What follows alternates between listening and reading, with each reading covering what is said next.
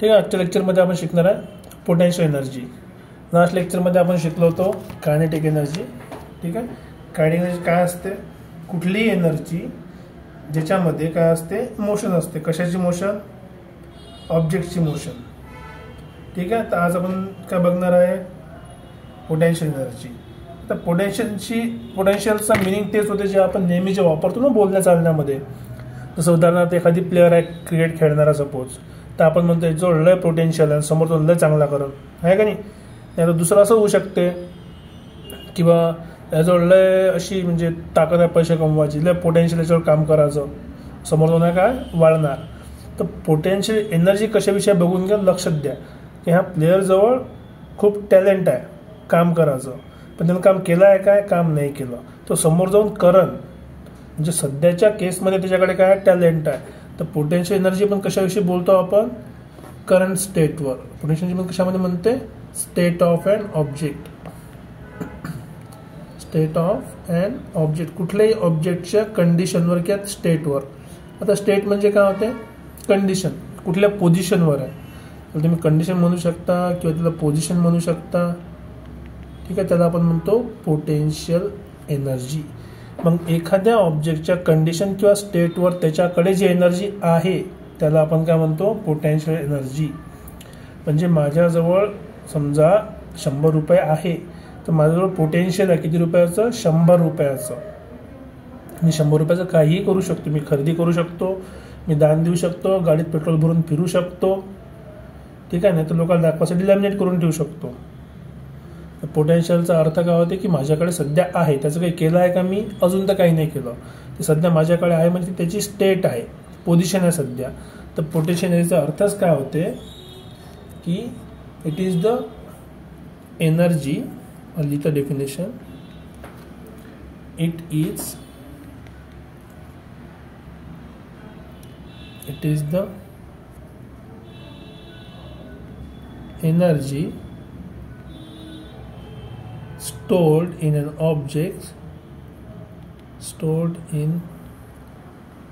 object कशामुळे त्याच्या पोझिशनमुळे, त्याच्या स्टेटमुळे, कंडिशनमुळे. It is an object because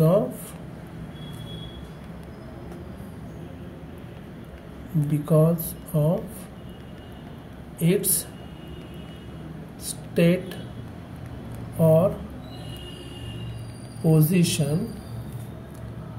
ठीक आहे. त्यालाच काय म्हणायचं? Potential energy. It's called potential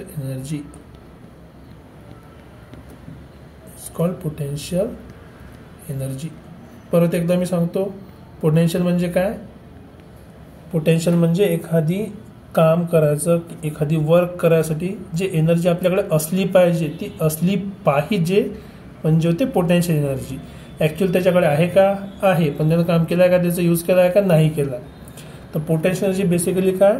एखादी काम होण्याच्या आधी जे त्याच्यामध्ये एनर्जी ठरलेली असते, ठेवलेली असते. जसं तुम्ही सकाळी उठता, एकदम ग्राउंडवर जायच्या पहिले, रनिंग करायच्या पहिले, काम करायच्या पहिले तुमच्याकडे काय असते? खूप जास्त एनर्जी असते की आज मी हे करन, ते करन. तर ती जी तुमची कंडिशन आहे ती कशाला तुमची पोटेन्शियल झाली की आज तुमच्याकडे एवढं पोटेन्शियल आहे काम करायचं. ते तुमची कंडिशन आहे, पोटेन्शियल आहे. पण काम केल्यावर एनर्जी काय होते? कुठे ना कुठं यूज होते. ते आपण बघितलं उदाहरणार्थ कायनेटिक एनर्जीमध्ये. ठीक आहे ना. तर तुमच्या ज्या स्टेटमुळे, त्या कंडिशनमुळे, त्या पोझिशनमुळे जी एनर्जी तुमच्याकडे आहे त्याला म्हणतो आपण पोटेन्शियल एनर्जी. आता एक्झाम्पलसाठी बघा इथं. आता ह्या बाईंना काय केलं? धनुष्यबाण आहे ना, बाण आपला, बाण आणि तीर कमान म्हणा किंवा बाण म्हणा. हा बाण तीर समोर मारायचा आहे, आपोआप तर जाणार नाही. त्यासाठी काय करावं लागत? हे जे आधी इथे एक बो स्ट्रिंग होती, याला काय म्हणतो आपण? बो स्ट्रिंग. हे काय होती? आधी बोची स्ट्रिंग होती. स्ट्रिंग म्हणजे धागा, बो म्हणजे हा बो, धनुष्य. ठीक आहे. याला जेव्हा तिने मागं ओढलं तर काय केलं? याच्यामध्ये काय आलं? टेन्शन आलं, ताण आला. ताणला ना बांधला, काय आलं याच्यामध्ये? ताण आला. याच्यामध्ये पण काय आला? ताण. तर या ताणमुळे जी एनर्जी या ताणमध्ये स्टोअर झाली ते काय झाली? Potential energy. ही जी स्टोर्ड एनर्जी आहे ते काय झाली? Potential energy. This is stored potential energy. ते कशामुळे आली? सॉरी, ते कशामुळे आली, कारण की तिने काय केलं, हा जो धागा होता त्याला ताणला इथे मागे, जेव्हा ताणला तेव्हा त्याच्यावर काय झाली, एक एनर्जी स्टोअर झाली. परत तुम्ही हे एक्झाम्पल खूप वेळा केलं असं, सो स्प्रिंग आहे, स्प्रिंगला तुम्ही खूप दाबलं, स्प्रिंगवर काहीतरी ठेवलं, हे खूप काय केलं तुम्ही, दाबून ठेवलं, इथं दाबून ठेवलं म्हणजे कॉम्प्रेस केलं. कॉम्प्रेस केलं म्हणजे हे या सध्या नवीन स्टेटमध्ये आहे, या पोझिशनमध्ये आहे. तर या पोझिशनमध्ये असल्यामुळे ह्याच्याकडे कोणती एनर्जी आली, आता हे स्प्रिंग एनर्जी, स्प्रिंगची आहे ना स्प्रिंग एनर्जी. तर हे स्प्रिंग एनर्जी काय झाली, सध्या याच्या पोझिशनवरची झाली, याच्या स्टेटवरची झाली. तर आपण काय म्हणू, it has potential energy. It has potential, कारण की ह्या पोझिशनमध्ये जशी तुम्ही कॉम्प्रेशन सोडली ती एनर्जी काय झाली, एकदम बाहेर काढली. आणि एखादी गोष्ट आता ही एनर्जी सोडली तर हा बॉल इथे होता, इथून पटकन वर गेला, त्याला काय आलं, मोशन आलं. मोशन आलं म्हणजे कोणती एनर्जी होते, कायनेटिक एनर्जी. तुम्ही एक बेसिक पण समजू शकता की आधी स्प्रिंग एनर्जी होती पोटेन्शियलमध्ये, पोटेन्शियलसारखी.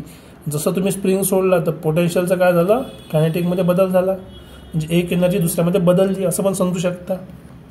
आणखी एखादी एक्झाम्पल बघू शकतो आपण, ठीक आहे.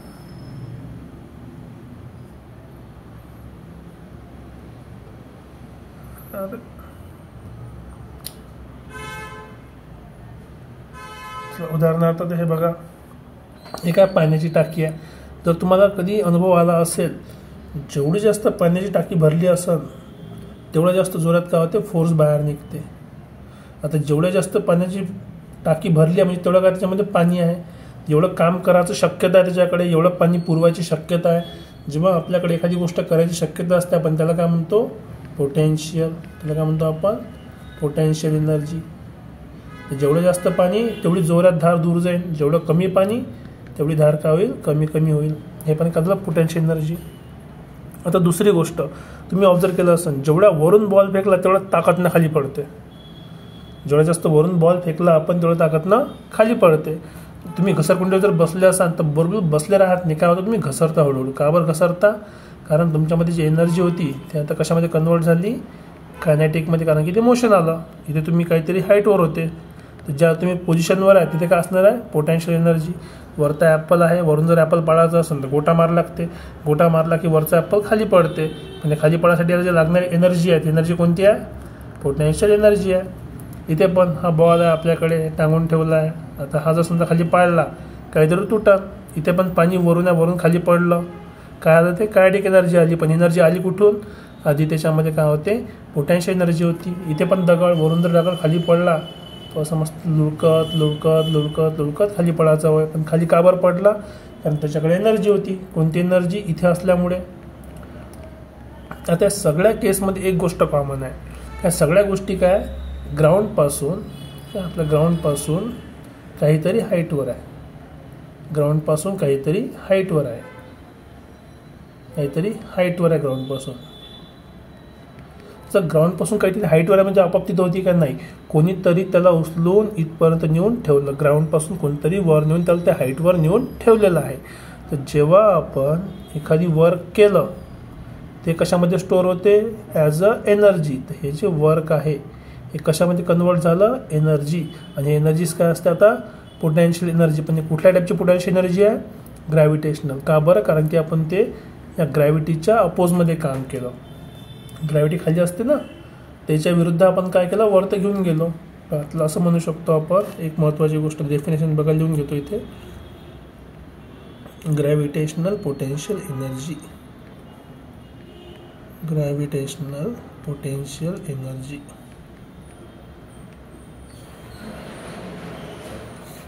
एनर्जी याचं डेफिनेशन देतो की it is energy, it is energy stored, जे नेहमीसारखं आहे तेच energy definition, stored in an object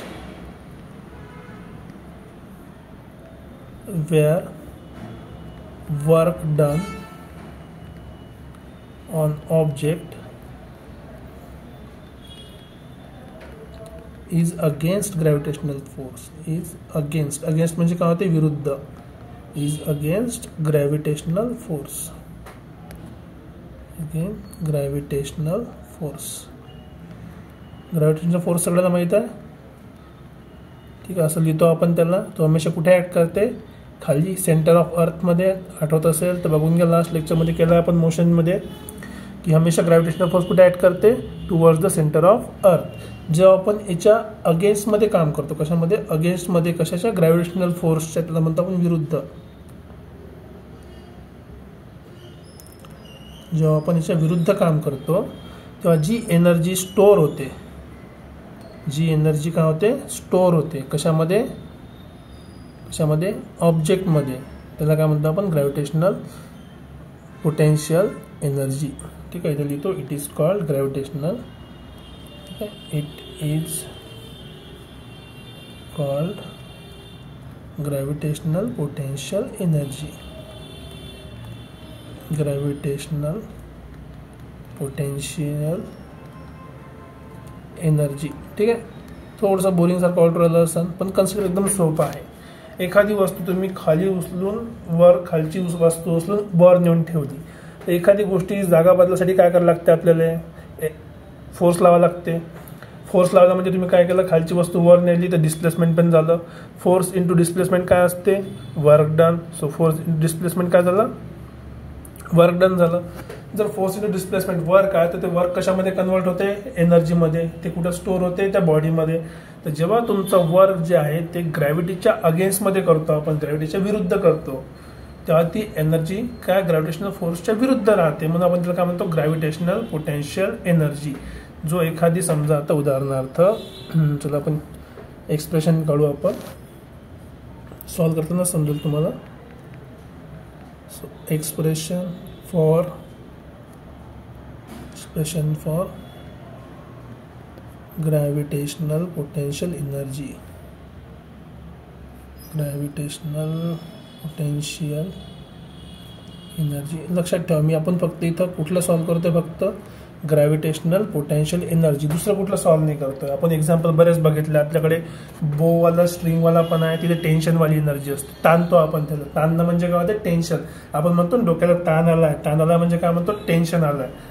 तर ते टेन्शन एनर्जी आहे, ते आपल्या कामाची नाही आहे. दुसरी स्प्रिंगची एनर्जी आहे, स्प्रिंग झपकन वरतं उडते, स्प्रिंगची एनर्जी पण आपल्या कामाची नाही आहे. अजून बऱ्याच कंडिशन आहे, पण सध्या आपल्यासाठी आपण काय लक्षात देतोय, फक्त ग्रॅव्हिटेशनल पोटेन्शियल एनर्जी. आता इथं काय करायचं, सिंपली एक आपल्याकडे ग्राउंड आहे असं, या ग्राउंडपासून काय केलं आपण, ग्राउंडपासून काय केलं आपण, एक बॉल वरती नेऊन ठेवला.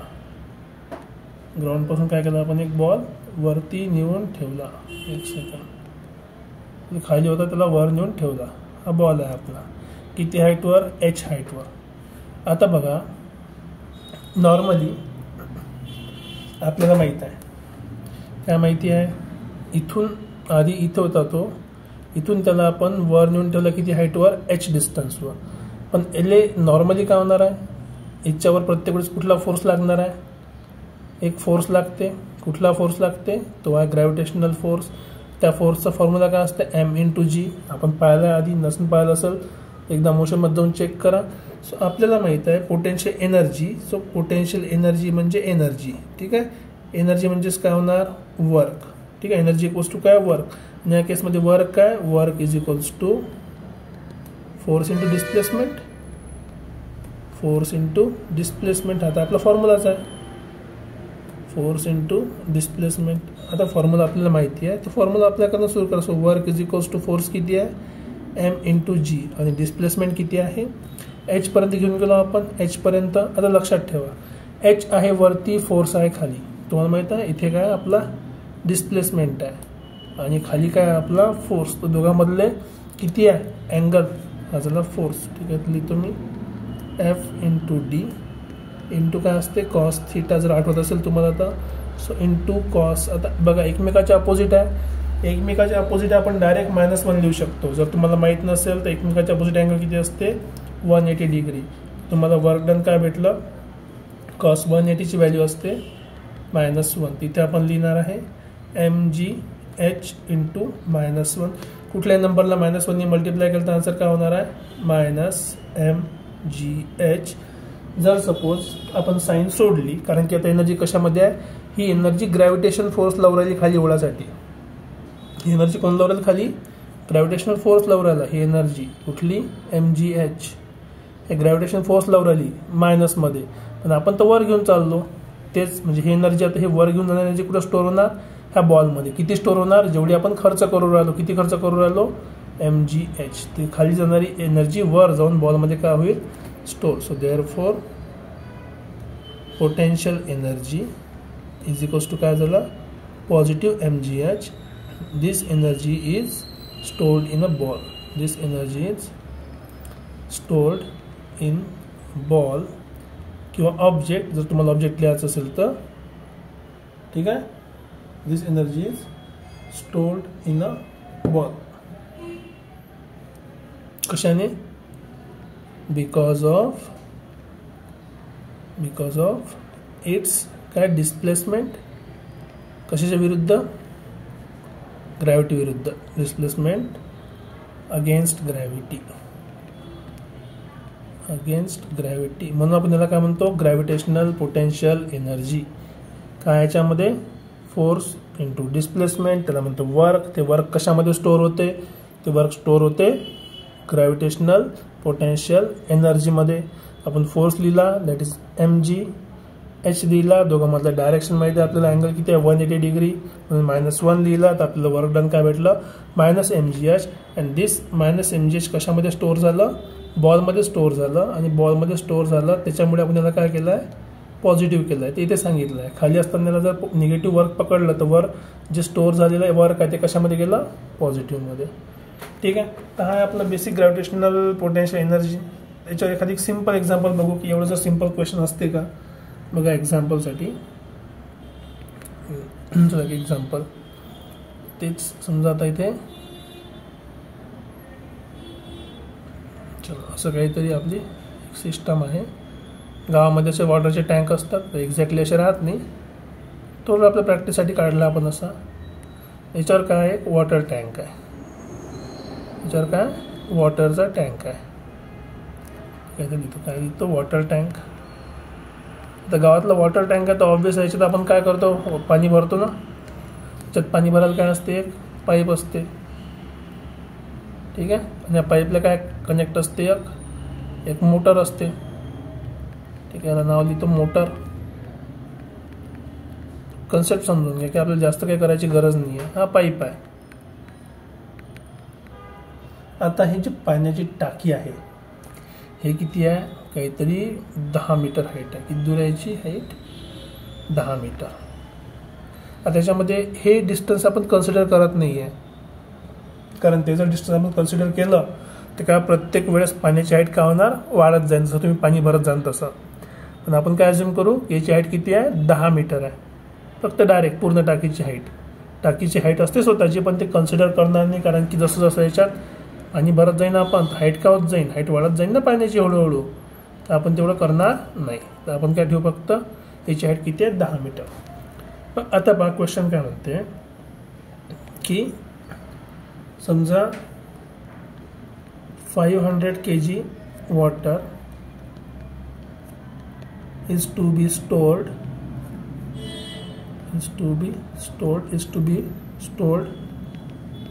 into water tank. Water tank मध्ये ठेवायचं आपल्याला, इंटू वॉटर टँक.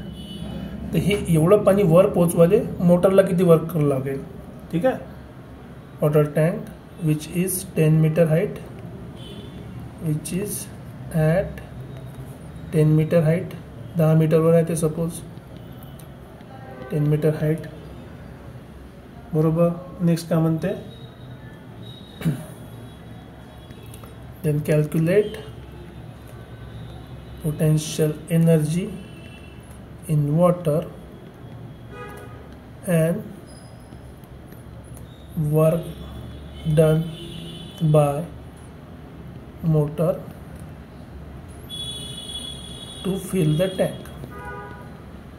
आता क्वेश्चन थोडंसं अजीब वाटतं, पण क्वेश्चन किती सोपं आहे बघा. काय म्हणते, ह्या टँकची कॅपॅसिटी किती आहे, 500 किलो. आता किलोमध्ये का बरं लिहिलं, कारण की आपलं एनर्जीचं युनिट कशामध्ये असते, जूलमध्ये असते. ठीक आहे. तर आपण जूलमध्ये लिहिताना न्यूटन यूज करतो. न्यूटन म्हणजे काय, kg मीटर पर सेकंड स्क्वेअर. ठीक आहे. ते त्यासाठी आपण यूज करतो हे. तर बघा आता सिम्पलचा क्वेश्चन आहे, 500 kg वॉटर वर घेऊन जायचं पाणी. एवढं जर पाणी वर घेऊन जायचं असेल तर काहीतरी एनर्जी लागेल. तर या मोटरमध्ये लागणारी सगळी एनर्जी कशामध्ये स्टोअर झाली? पाण्यामध्ये स्टोअर झाली. तर आधी आपण काय करू? पोटेन्शियल एनर्जी काढू. पोटेन्शियल एनर्जी कशामुळे असते? हाईटमुळे. हाईट किती आहे? एम, जी आणि एच आपल्याला माहिती आहे ऑलरेडी. ठीक आहे. सर एम किती आहे? एम म्हणजे mass. So potential energy of wire किती झालं? 500 kg मास आहे. जी किती आहे? 9.81. हाईट किती दिली आहे? 10 मीटर. ठीक आहे. मग आता आपल्याला काय भेटलं? Potential energy. बघा करून घ्या मल्टिप्लिकेशन. मल्टिप्लाय करता येते ना. इथे 2 शून्य गेले की इथे राहते. सो हा झाला 50 × 981. याचं मल्टिप्लिकेशन करा. सो तुम्हाला मिळणार therefore potential energy is equals to, करा कॅल्क्युलेशन. किती आला आन्सर तुमचं कॅल्क्युलेशनचं?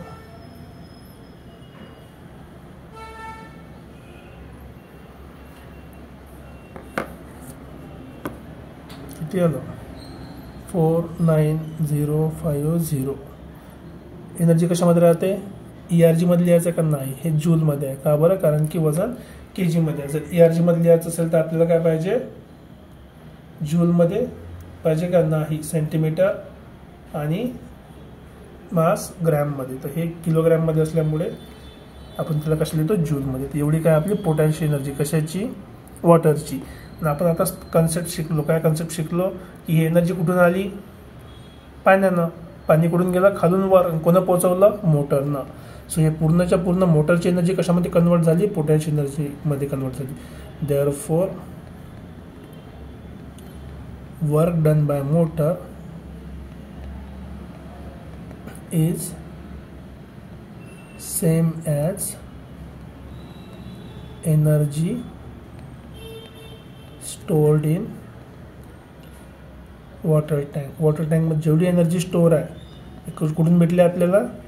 ती कुठून भेटली? वॉटर टँकमधली एनर्जी बिकॉज ऑफ मोटरमुळे. So work done by motor is same as energy stored in the water tank. Therefore work by motor is equals to किती झालं? 49050 जूल. आता कोणी म्हणून सर हे एवढं नाही पाहिजे आम्हाला, वॅटमध्ये लागेल एक्सेट्रा. ते पॉवरचा कन्सेप्ट आपण पुढच्या येणार काही लेक्चरमध्ये बघू. पण सध्यासाठी आपल्याला एवढं माहीत असलं पाहिजे की जे काही काम होत आहे, जे काही वर्क होत आहे ते एका एनर्जीमध्ये कन्वर्ट होत आहे, एक तर पोटेन्शियलमध्ये किंवा कायनेटिकमध्ये. ठीक आहे. तर तुम्हाला कन्सेप्ट समजला असेल असं मी होप करतो. आवडला असेल तर लाईक, शेअर आणि सबस्क्राईब करा. होईल तेवढ्या मुलांपर्यंत पोहोचवा. हा कन्सेप्ट फक्त 8वी 9वीलाच कामाचं नाही आहे, 10वी 11वी 12वीला पण कामायचं आहे. ठीक आहे. So keep studying. थँक्यू.